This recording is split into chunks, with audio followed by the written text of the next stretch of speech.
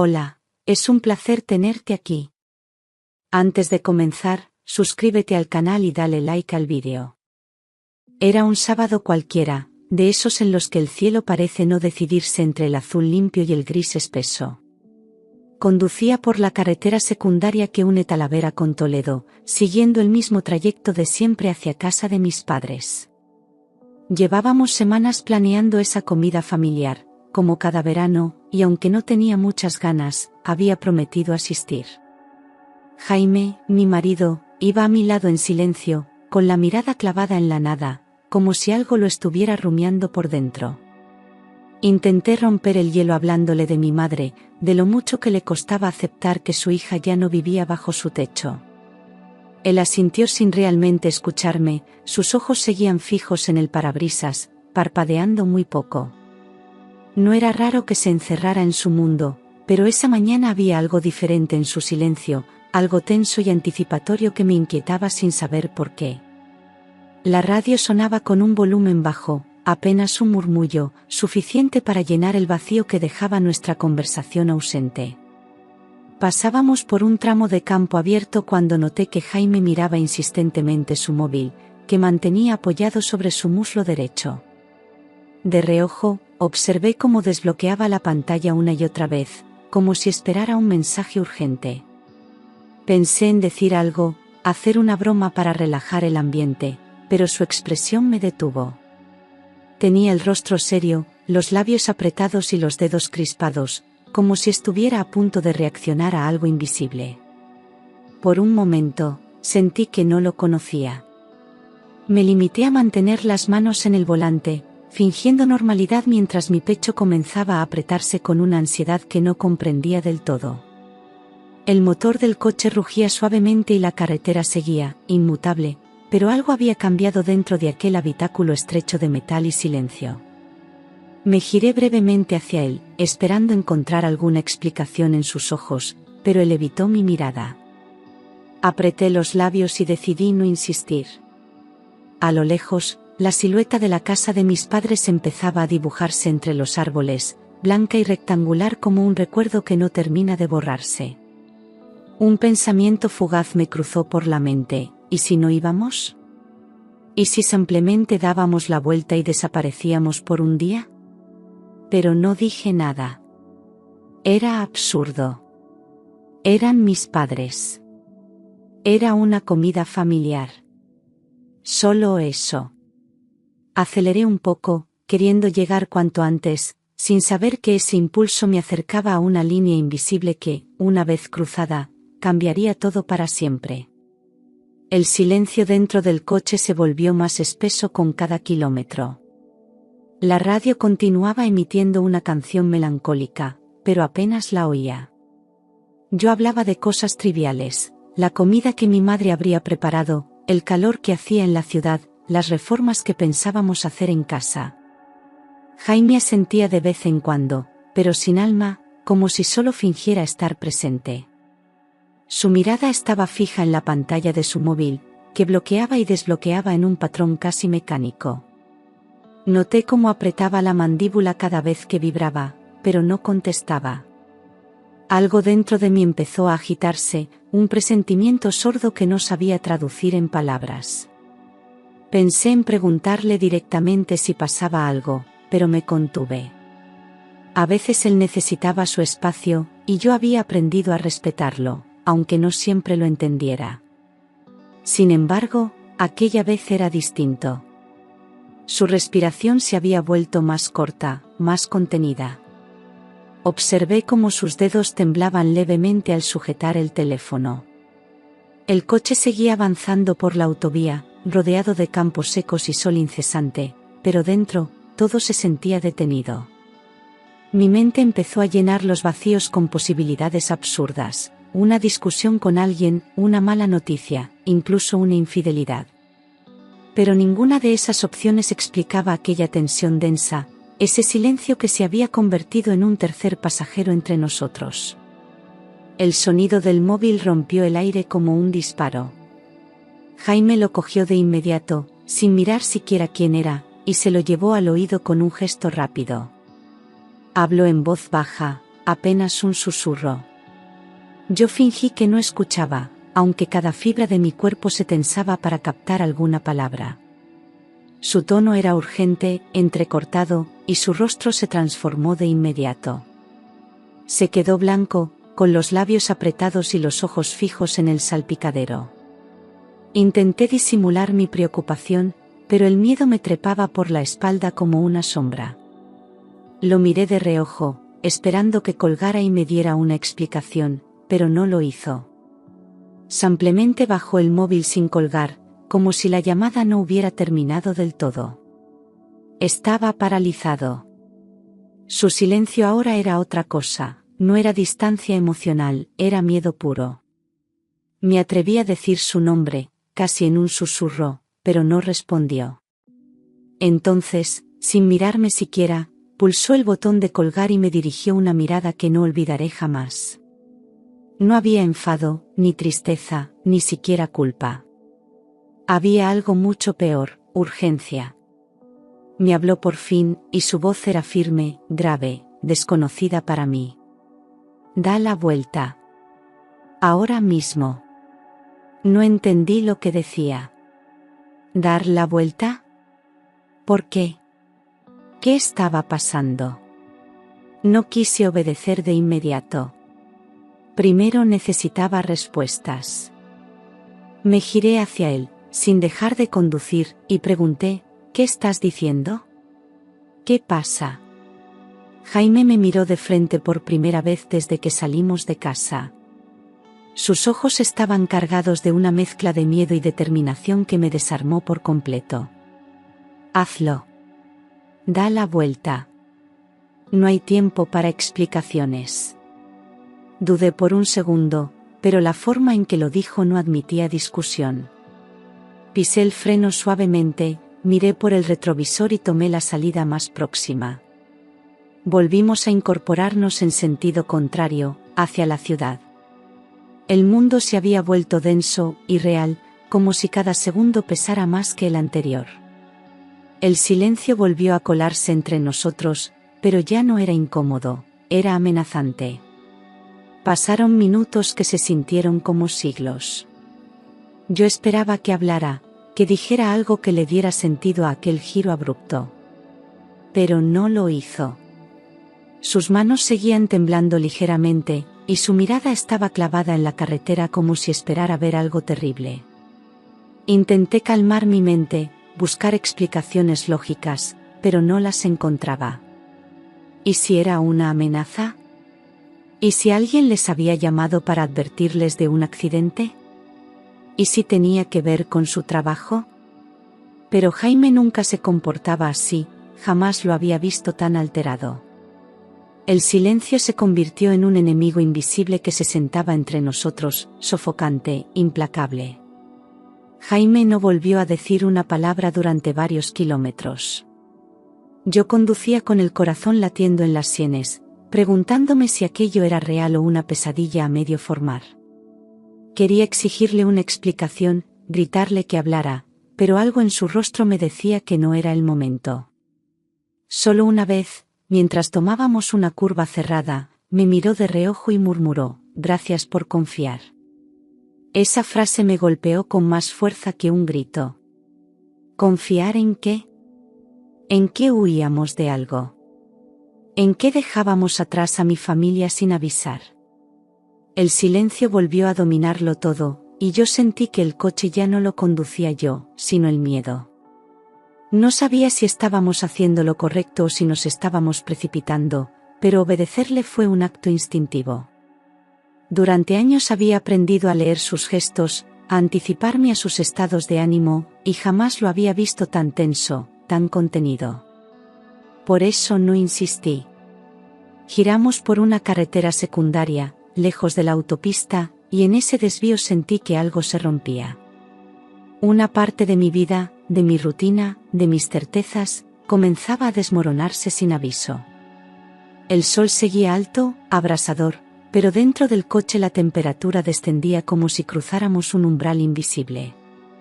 Me pregunté si había cometido un error. Pero era demasiado tarde para arrepentimientos. Llegamos a nuestro piso poco después del mediodía. Jaime bajó primero, revisando ambos lados de la calle antes de abrirme la puerta. Yo salí en silencio, confundida, con la mente dando vueltas como un carrusel desbocado. Subimos las escaleras sin cruzar palabra, y al entrar en casa, lo primero que hizo fue cerrar con llave, bajar las persianas y echar el cerrojo. El ambiente era irrespirable, cargado de tensión no dicha. Me giré hacia él y, por fin, solté lo que tenía clavado en la garganta. ¿Qué está pasando, Jaime? Él no respondió de inmediato. Caminó hasta el salón, comprobó que todas las ventanas estuvieran cerradas, y entonces volvió hacia mí con una expresión grave. Se pasó la mano por el rostro y respiró hondo, como si lo que estaba a punto de decirle costara físicamente. La llamada era de Jorge, un compañero mío de la Guardia Civil, soltó. Noté que mi estómago se encogía al oír ese nombre. Jorge era alguien en quien Jaime confiaba plenamente, un tipo reservado pero directo. Me ha dicho que algo grave estaba a punto de pasar en casa de tus padres. Muy grave. Sentí que el suelo se abría bajo mis pies. Me apoyé en la pared para no caer. Quise preguntar qué significaba eso exactamente, pero la respuesta ya flotaba en el aire, densa como humo. Lo que fuera que habíamos evitado, no era una simple discusión familiar. Jaime me hizo sentar en el sofá antes de seguir hablando. Me temblaban las manos, y el sonido del ventilador parecía el único elemento cuerdo en medio de aquella escena surrealista. Van hacia allí. Jorge me dijo que el dispositivo ya está en marcha. No es una redada, no es una operación común. Van a ajustar cuentas, Clara. Esa última palabra me atravesó. ¿Ajustar cuentas? ¿Con quién? ¿Por qué? ¿Mis padres? ¿Mi hermano? Jaime me miraba con una mezcla de dolor y certeza. Me sentí como una niña pequeña atrapada en un juego de adultos que no comprendía. Pregunté en voz baja si había escuchado mal. Él negó con la cabeza. Tu padre está implicado en algo muy sucio. No tengo detalles, pero no es nuevo. Jorge lo ha estado siguiendo de lejos. Hoy, alguien ha filtrado información. Se van a mover rápido, sin dejar rastro. Cerré los ojos un segundo, deseando despertar en mi cama, como si todo fuese una alucinación absurda provocada por el calor. Pero no lo era. Jaime no era de inventar historias. Y si él estaba así, entonces todo era cierto.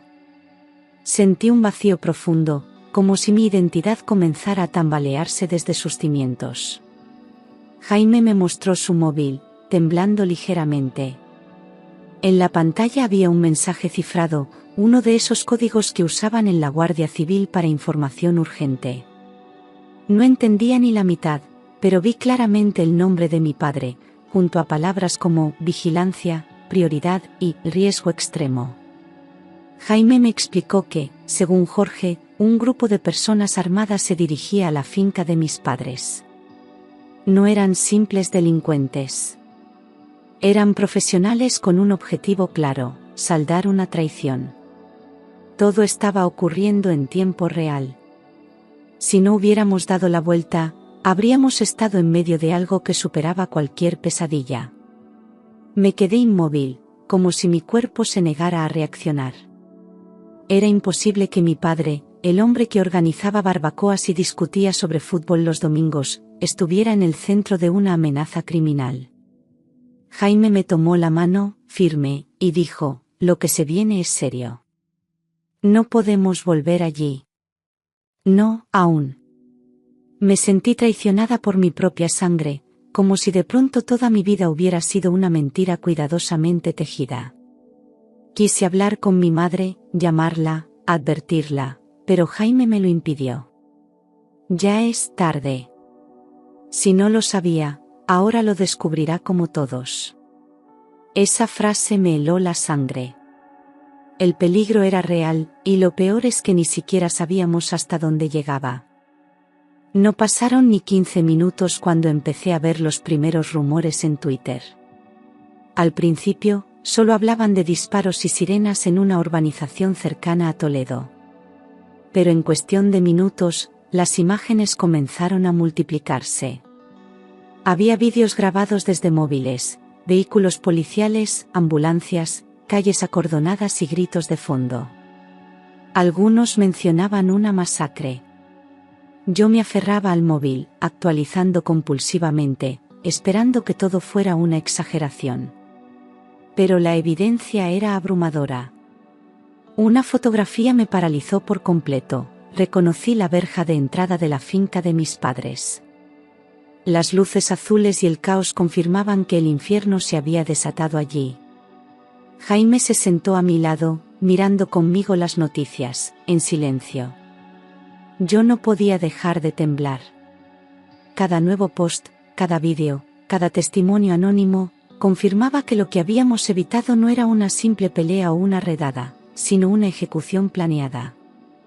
Se hablaba de varios cuerpos cubiertos con mantas, de gritos desgarradores y disparos a plena luz del día. Mi garganta se cerró.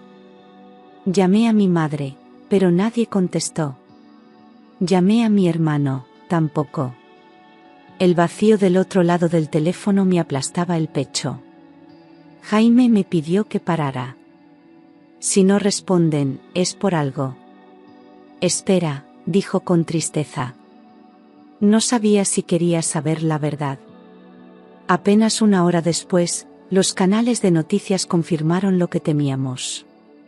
Un tiroteo múltiple había tenido lugar en una propiedad privada durante una comida familiar.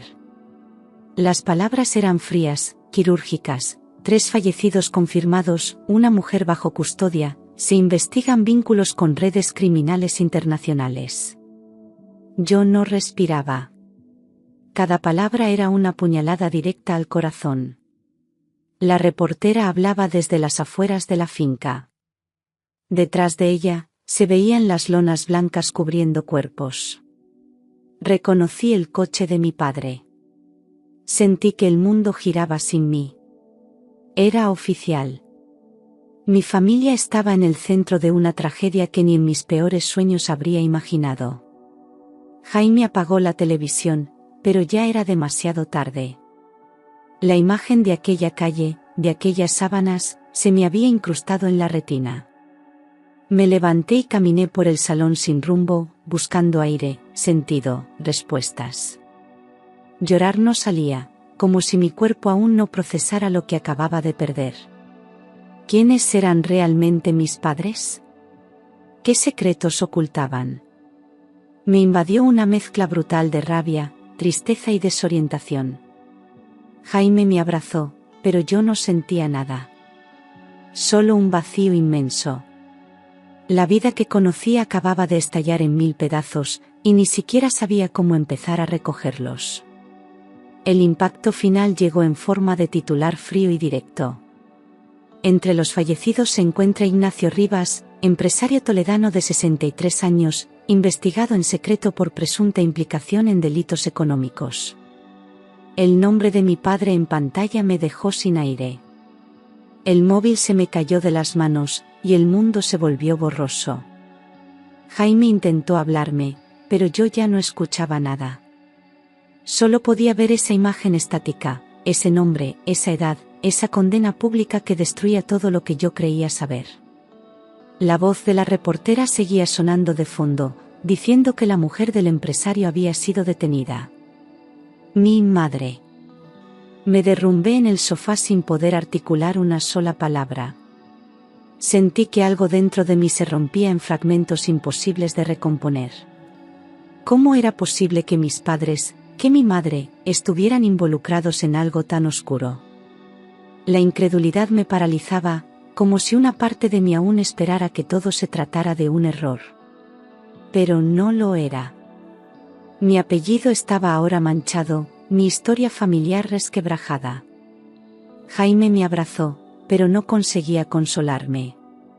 Todo lo que conocía se desmoronaba ante mis ojos, Y lo peor era que no sabía por qué nadie me había contado la verdad. No recuerdo cuánto tiempo estuve sentada allí, mirando al vacío. El dolor no era punzante, sino sordo y constante, como un eco interminable.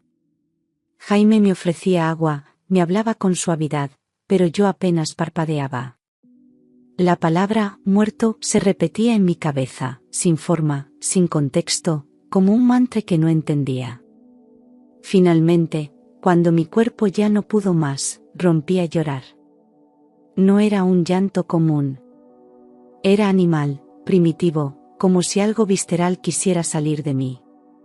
Me acurruqué en el suelo, con los brazos rodeando las rodillas, mientras Jaime intentaba sostenerme sin saber cómo. El tiempo perdió sentido. Después de lo que pareció una eternidad, logré levantarme y caminar hasta el baño. Me miré en el espejo y no reconocí a la mujer que tenía delante. Tenía los ojos enrojecidos, el rostro desencajado, la piel ceniza. Era yo, pero no era.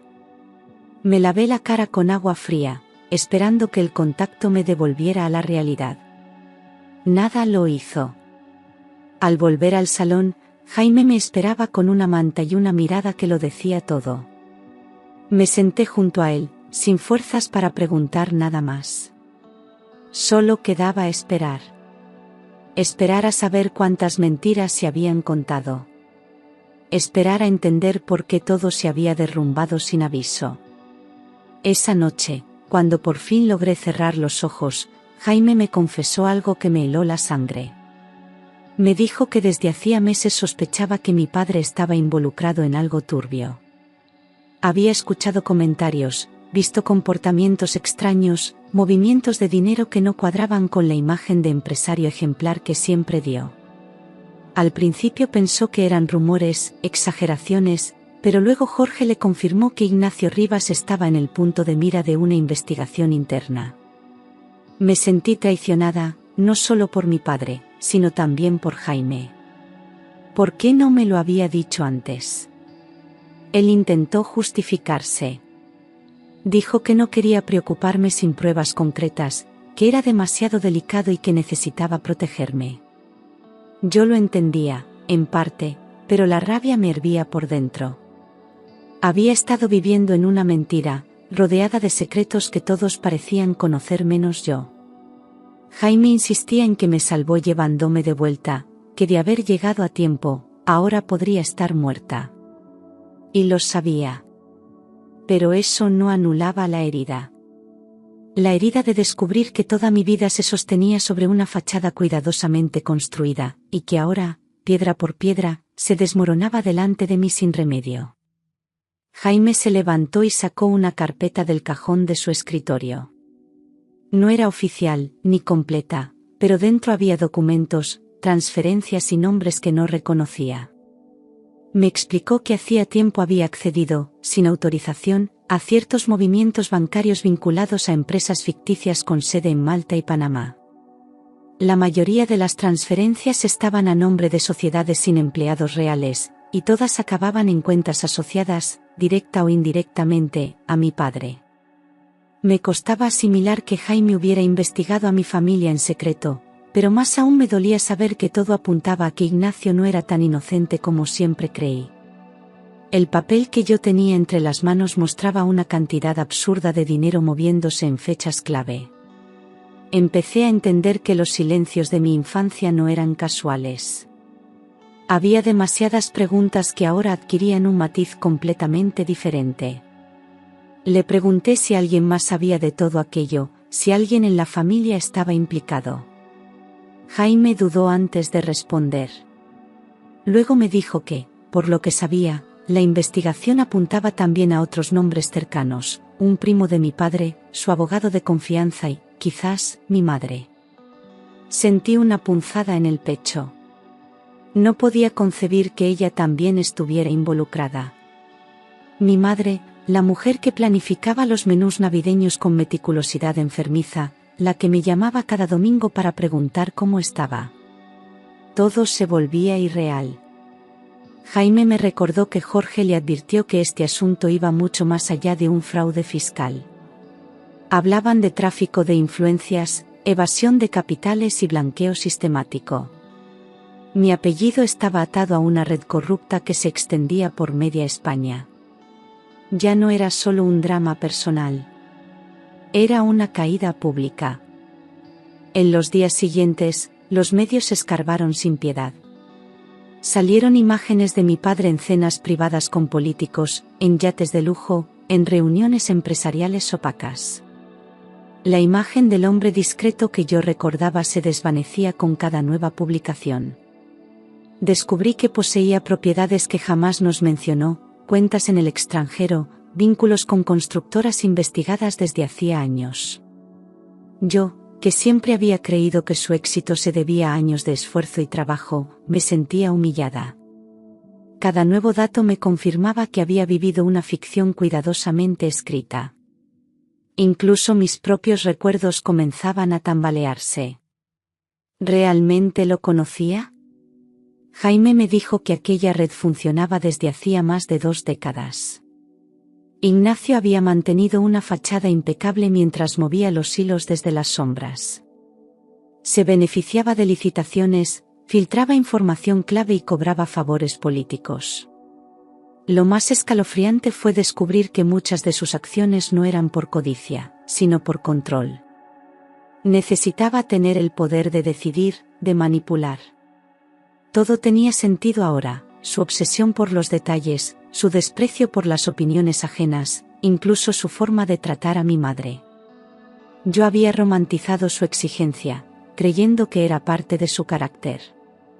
Ahora entendía que era parte de su dominio. Y ese dominio había llegado demasiado lejos. Poco a poco se reconstruyó lo ocurrido en la comida familiar. Según los informes preliminares, 3 hombres armados irrumpieron en la finca justo después del brindis.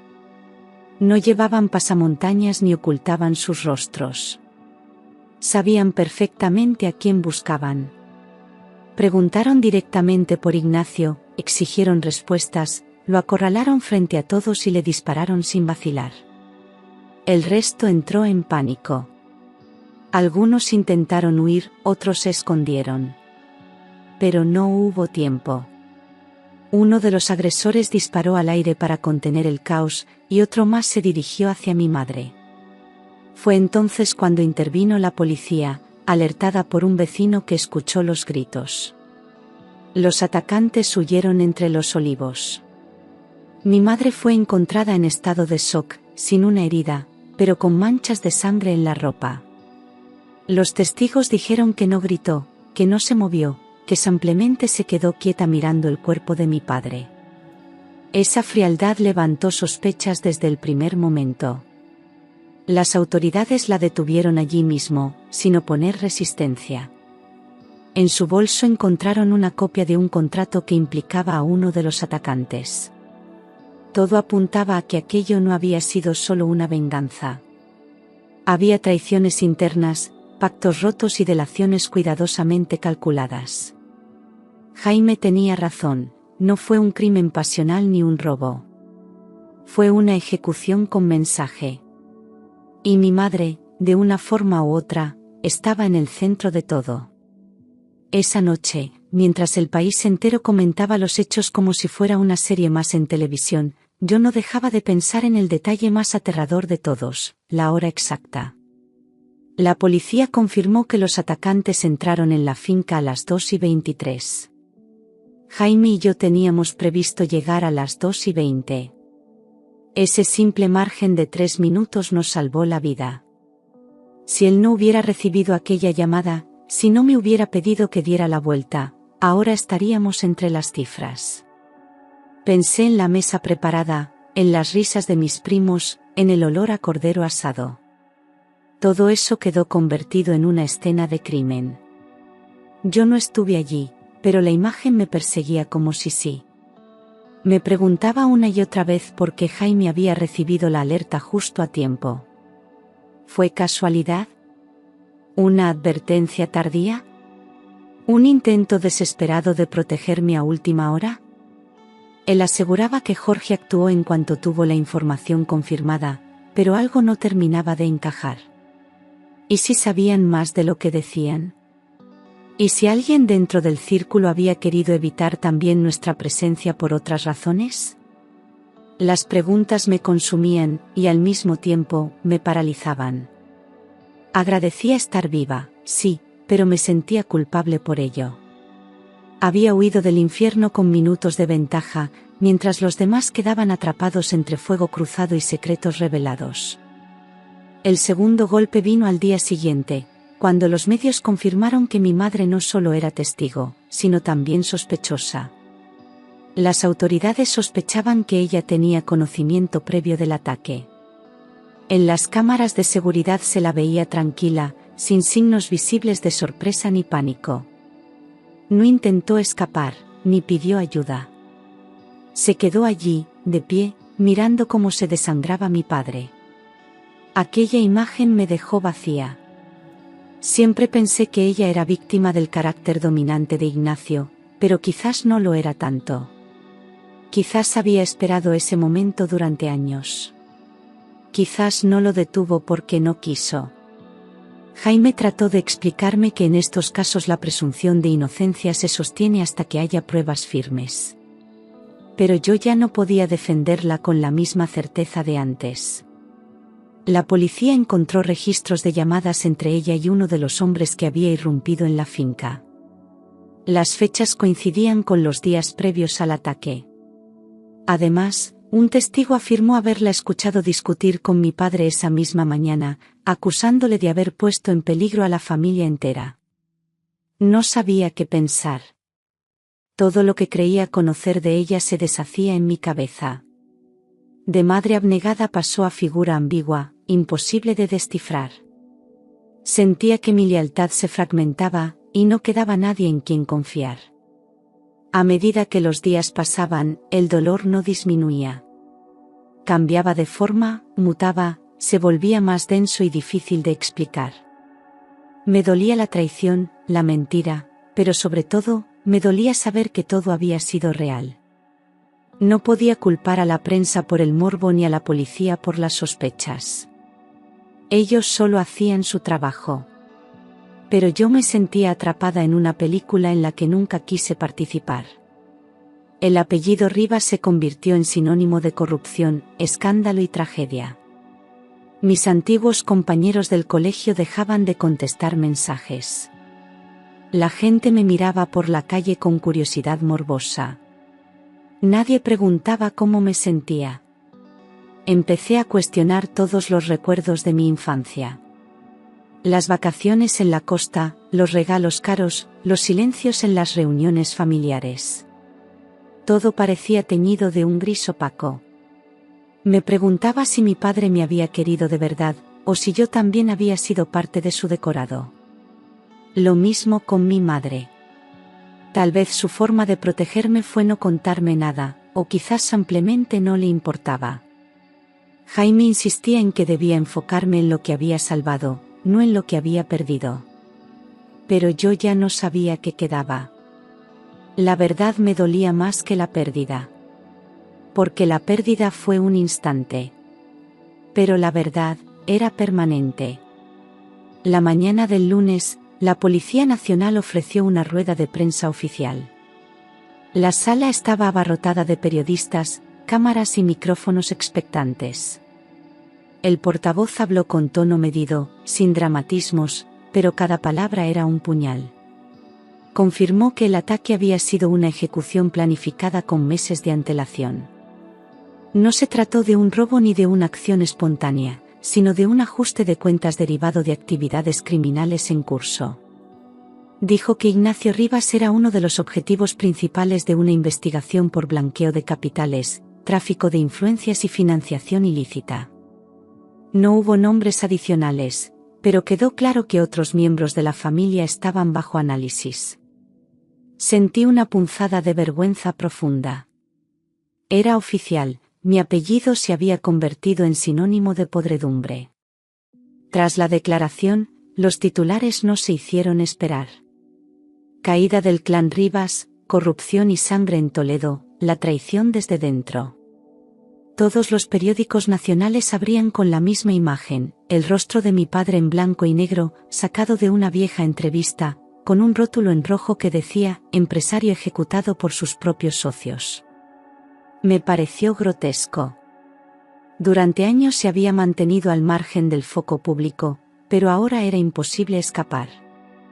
En los programas de tertulia lo debatían como si fuera ficción. Y lo peor era que algunos hablaban con familiaridad, como si siempre hubieran sabido que algo oscuro se cocía tras aquellas puertas blancas.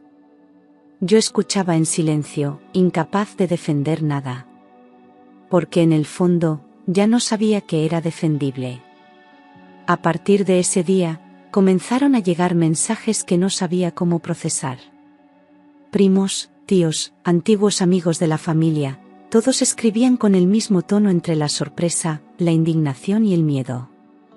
Algunos pedían explicaciones, como si yo tuviera las respuestas. Otros querían saber si estaban en peligro, si sus nombres también aparecerían vinculados en los documentos incautados. Unos pocos me ofrecieron apoyo sincero, aunque torpe, como si caminaran sobre cristales. Sentí que la red familiar se resquebrajaba al mismo tiempo que los secretos salían a la luz. Nadie confiaba en nadie. Las sospechas eran mutuas. Cada llamada era una carga emocional que no sabía cómo sostener. Algunos me confesaron cosas que no quería escuchar, que sabían de reuniones sospechosas, que habían oído rumores desde hace años, pero que nunca dijeron nada por miedo o por lealtad. Eso me hizo sentir aún más aislada. No solo me habían mentido mis padres, sino que todos a mi alrededor habían preferido mirar hacia otro lado.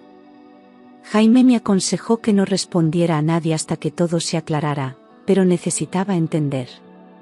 Necesitaba reconstruir los fragmentos dispersos de mi historia.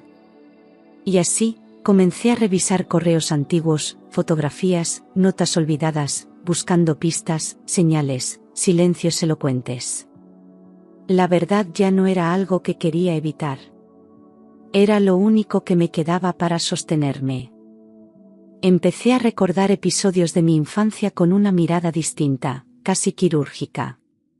Aquellos viajes repentinos a lugares exóticos, los regalos caros en cumpleaños sin motivo aparente, las maletas que aparecían y desaparecían sin explicación. Las reuniones en casa siempre tenían una atmósfera cargada, como si hubiera algo que yo no debía escuchar. Mi padre se encerraba en el despacho por horas, y mi madre pasaba tardes enteras revisando papeles en silencio. Yo lo normalicé, como hacen todos los niños. Pensaba que así era crecer en una familia ocupada, pero ahora entendía que lo que viví fue una farsa. Había sido criada en medio de un teatro cuidadosamente montado. Las piezas encajaban con precisión cruel. Las vacaciones lujosas justo después de semanas en las que mi padre desaparecía sin aviso. Las llamadas que mi madre cortaba cuando yo entraba en la habitación.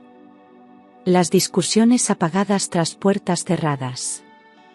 Me di cuenta de que había pasado años construyendo una imagen idealizada de mi familia, cegada por el cariño y la necesidad de pertenecer. Y ahora, al mirar hacia atrás, todo tenía otra luz. Una luz gris, turbia, sin inocencia. No sabía si eso me convertía en víctima o en cómplice silenciosa. Pero si sabía algo, ya no podía confiar ni siquiera en mis propios recuerdos. A los pocos días, 2 agentes de paisanos se presentaron en nuestro edificio. Jaime ya lo sabía. Jorge le había advertido que, por precaución, estaríamos bajo vigilancia temporal. Aunque no estábamos acusados de nada, mi nombre había aparecido en una libreta incautada junto a documentos de sociedades fantasma. La policía temía represalias o que fuéramos blanco de quienes aún estaban sueltos. Me pareció surrealista ver a 2 desconocidos sentados en nuestro salón, explicándome que debíamos cambiar nuestras rutinas. No podía salir sola. No podía hablar con la prensa. Cada movimiento debía ser medido, pensado, evaluado. Sentí que perdía el control incluso sobre lo más básico, mi libertad. Durante esa semana, viví en una especie de burbuja tensa, sin saber qué era peor, el miedo a lo externo o el que crecía dentro de mí. Ver a los agentes vigilando la puerta del edificio me recordaba constantemente que ya no era solo un drama familiar, sino un asunto de seguridad. Me sentía una extraña en mi propia vida. Jaime intentaba mantener la calma, me preparaba té, me hablaba con voz baja, como si eso bastara para sostenernos. Pero en el fondo, ambos sabíamos que el suelo se seguía hundiendo bajo nuestros pies. Cada día traía nuevas noticias, nuevas filtraciones, nuevas piezas sueltas que hacían más difícil respirar. Todo lo que yo era estaba siendo examinado con lupa. El día que me llamaron a declarar, no dormí en toda la noche. Llegamos a la comisaría en silencio, yo con las manos heladas y el estómago vacío. Me sentaron en una sala blanca, sin relojes ni ventanas, y me pidieron que empezara desde el principio.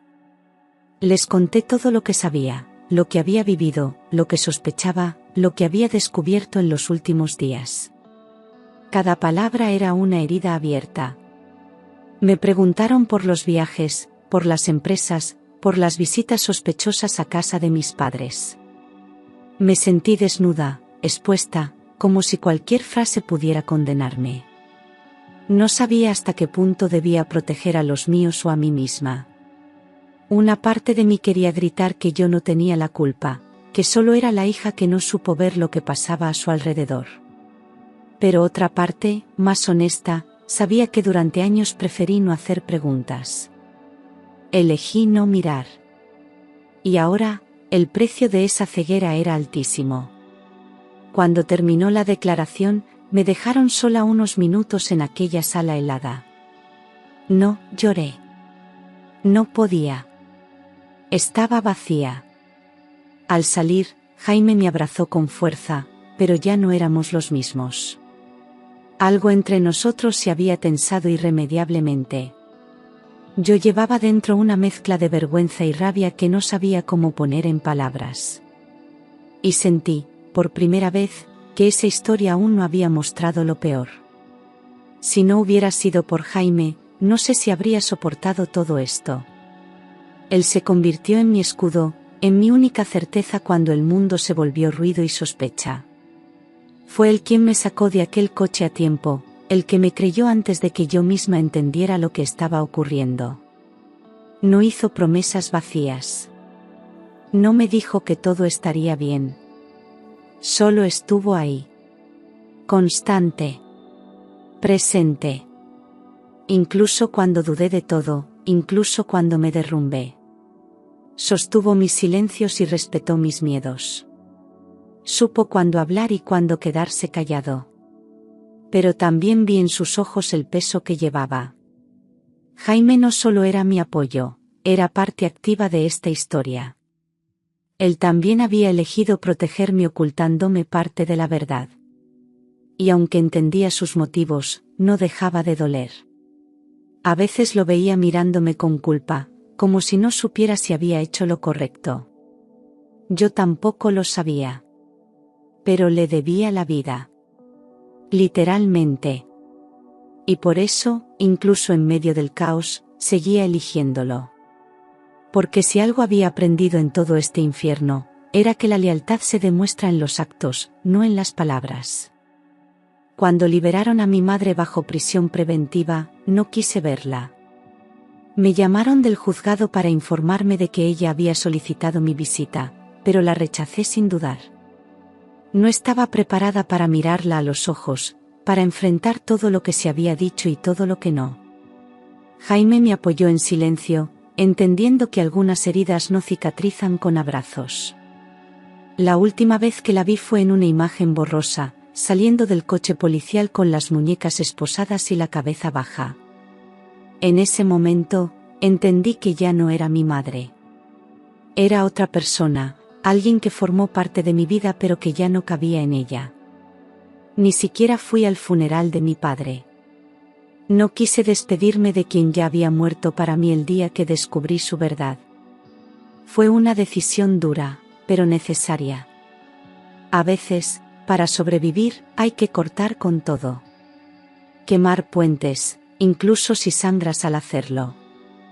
Desde entonces, no he vuelto a pisar aquella casa, ni he respondido a llamadas de familiares que aún esperan explicaciones. Ya no tengo respuestas. Ni fuerzas. Jaime me propuso que nos mudáramos, que empezáramos desde cero. Acepté sin resistencia. La idea de seguir respirando el mismo aire que envolvió tanta mentira me resultaba insoportable. Me dolió más el abandono que la pérdida. Porque la muerte se llora, pero la traición se arrastra. Nos fuimos a vivir a una ciudad costera del norte, donde nadie conocía nuestro nombre ni nuestra historia. Cambié de apellido, volví a firmar como Clara Martín, el que usaba antes de casarme. Jaime consiguió un traslado dentro de su unidad, y yo comencé a trabajar en una pequeña librería. Era un lugar tranquilo, casi escondido del mundo, justo lo que necesitábamos. La gente del barrio era amable, discreta, y pronto entendieron que no me gustaban las preguntas. Empezamos a construir algo nuevo, no perfecto, pero limpio. Sin pasado. Sin espectros. Era una vida sencilla, donde lo más importante era dormir en paz. A veces me despertaba en medio de la noche, con el corazón acelerado, creyendo que todo seguía ocurriendo. Pero luego escuchaba la respiración tranquila de Jaime a mi lado y sabía que, al menos, habíamos escapado de la tormenta. No era felicidad, aún no. Era algo más frágil, más honesto, una calma construida a pulso, paso a paso. Aprendí a no mirar hacia atrás con rabia, sino con distancia. El pasado ya no podía tocarme. No tenía raíces aquí. No tenía peso. Solo cicatrices. Y aprendí a convivir con ellas como quien acepta una lluvia que ya no moja. Desde aquel día, supe que no volvería a mirar a mi familia con los mismos ojos.